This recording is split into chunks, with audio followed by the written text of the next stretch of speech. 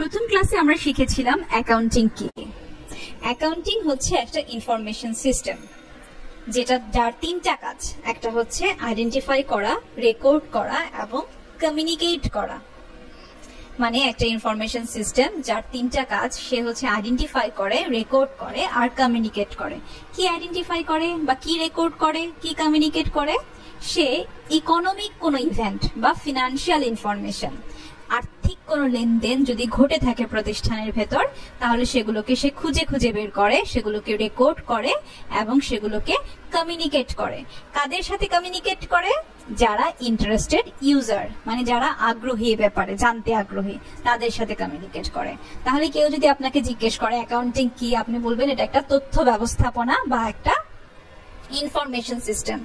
অবশ্যই প্রত্যেকটা জিনিসই তো একটা ইনফরমেশন সিস্টেম। এমআইএস বলেন বা আমাদের এই যে কোনো কিছু যখন আমরা পড়তে যাই বা করতে যাই, তখন সেখানে কোনো না কোনো ইনফরমেশন আদান প্রদান হয়, তাই না?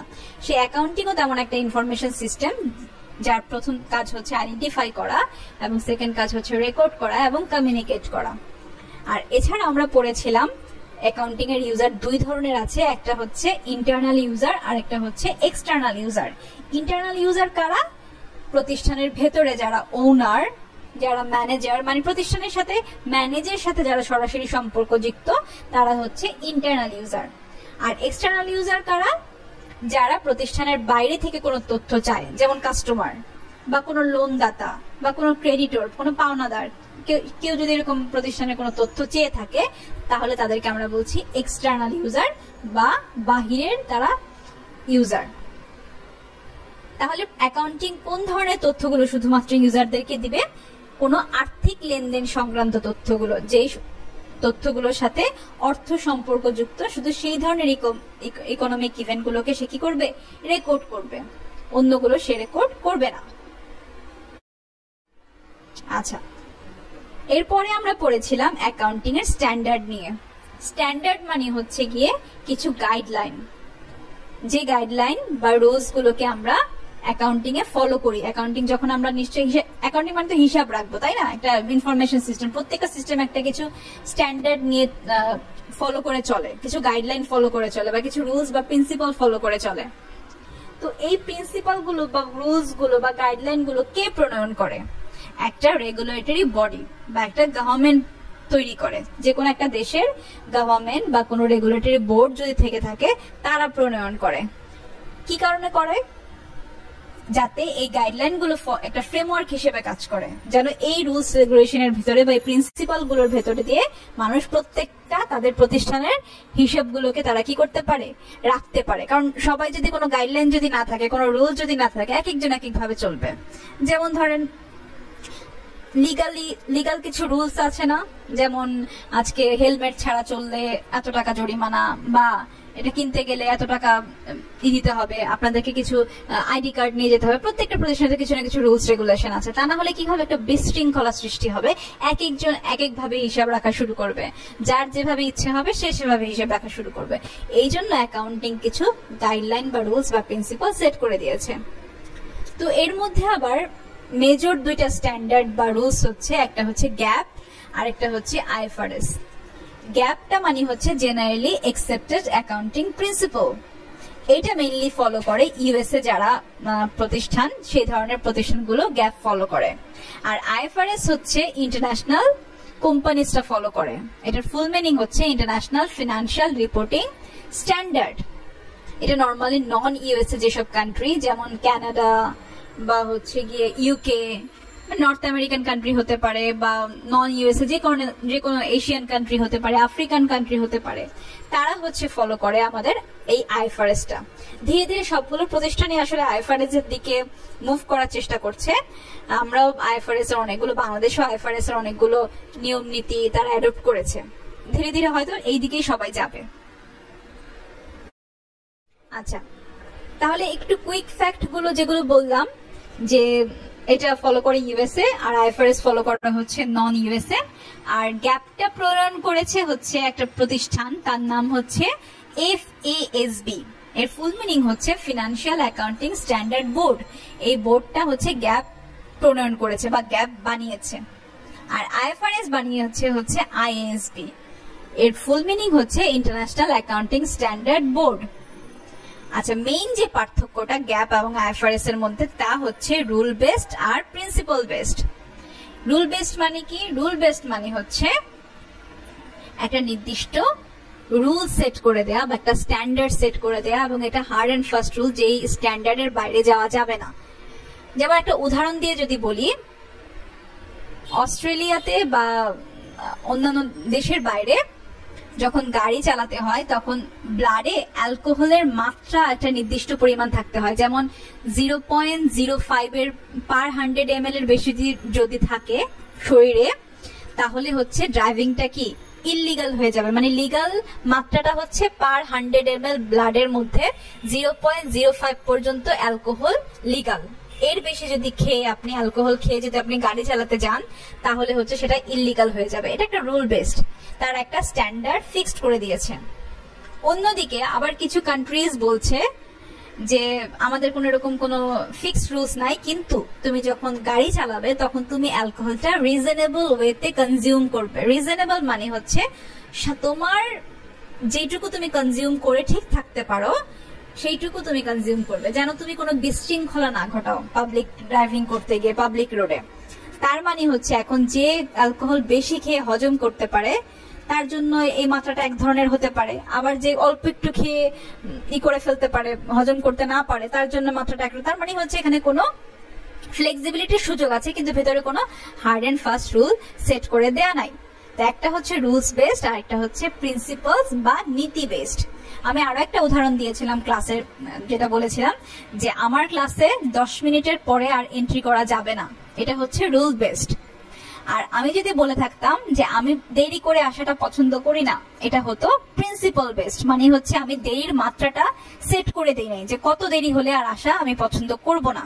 সেক্ষেত্রে আমি কিছু দায় দায়িত্ব আপনাদের উপর ছেড়ে দিয়েছি যেন আপনারা সেটা কি করতে পারেন, সেটা সেট করে নিতে পারেন নিজেদের মতো করে। এখানে আপনাদের ফ্লেক্সিবিলিটির সুযোগ আছে। আচ্ছা, তার মানে হচ্ছে আজকে যে অ্যাকাউন্টিং টার্মগুলো আমরা শিখেছি, আমরা এখানে রিভিউ করেছিলাম, আমরা প্রত্যেকে ক্লাসে পার্টিসিপেট করেছিলাম।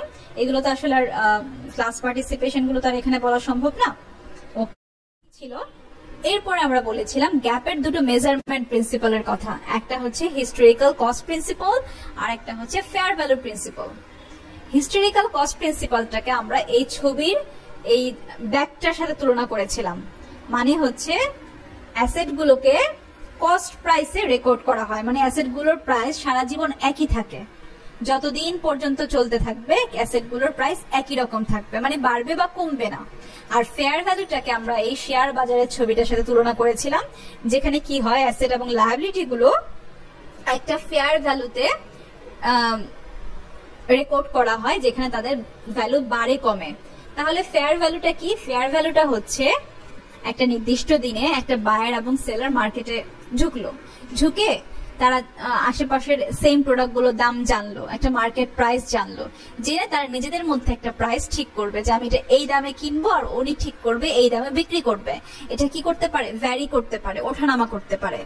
এটাকে আমরা বলছি ফেয়ার ভ্যালু প্রিন্সিপাল। যেমন আমাদের শেয়ার বাজার, ইনভেস্টমেন্ট সিকিউরিটিস, এগুলোর কি দাম ডেলি বাড়ে কমে, এগুলো ফেয়ার ভ্যালু প্রিন্সিপালের মাধ্যমে কি করা হয়? রিপোর্ট করা হয়। আচ্ছা, হিস্টোরিক্যাল কস্ট প্রিন্সিপালের একটা এক্সাম্পল দিয়েছিলাম যে প্রাণ গ্রুপ ধরে নেন একটা ল্যান্ড পারচেস করেছে 30 লাখ টাকা দিয়ে। হিস্টোরিক্যাল কস্ট প্রিন্সিপালের আন্ডারে এটা রেকর্ড করা হবে কত টাকায়? 30 লাখ টাকায়।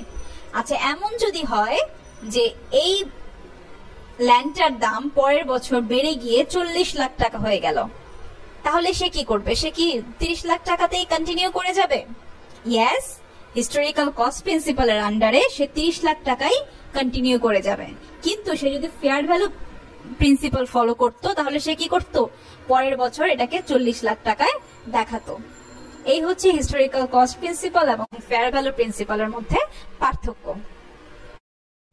আচ্ছা, আমরা লাস্ট ক্লাসে এই টার্মগুলোকে রিভিউ করেছিলাম যে মেজারমেন্ট প্রিন্সিপাল গুলো কি কি, হিস্টোরিক্যাল কস্ট প্রিন্সিপাল গুলো কি কি, ফেয়ার ভ্যালু প্রিন্সিপাল গুলো কি কি, আর হিস্টোরিক্যাল কস্টটাকে বলেছিলাম একটা অ্যাকচুয়াল প্রাইস, আর কি ট্রানজাকশনটা হয় যেটা যেই প্রাইসটাতে সেটাকে বলছিলাম হিস্টোরিক্যাল কস্ট প্রাইস।